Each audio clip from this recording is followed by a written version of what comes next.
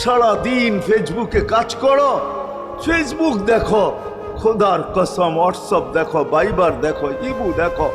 তোমাদের মেধাগুলাকে নবীর আদর্শের পিছে লাগাও, নবীর শানের পিছনে লাগাও, যে নবীর শান কত বড়, কত বড় শানওয়ালা নবী আল্লাহ আমাদেরকে দিয়েছেন, তার মর্যাদা কত বড়, তার পরিচয় তুলে ধরো, তার আদর্শকে তুলে ধরো, নিজের জীবনে আদর্শকে প্রতিফলিত করো।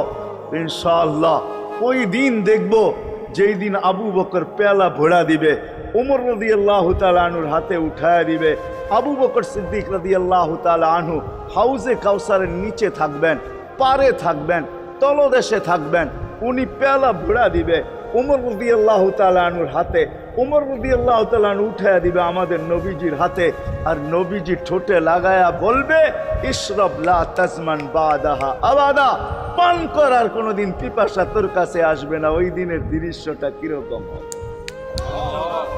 নবীজি ঠোঁটে লাগায়া পান করায় দিবে, যুবককে আলাদাভাবে দিবে, বুড়াকে আলাদাভাবে দিবে, নারীকে আলাদাভাবে, পুরুষকে আলাদাভাবে, আল্লাহর রসুল পান করায় দিবে। ওই দিন কেমন হবে ওই দৃশ্য, যেই পানি পান করার পর আর জীবনে কোনোদিন পিপাসা আসবে না।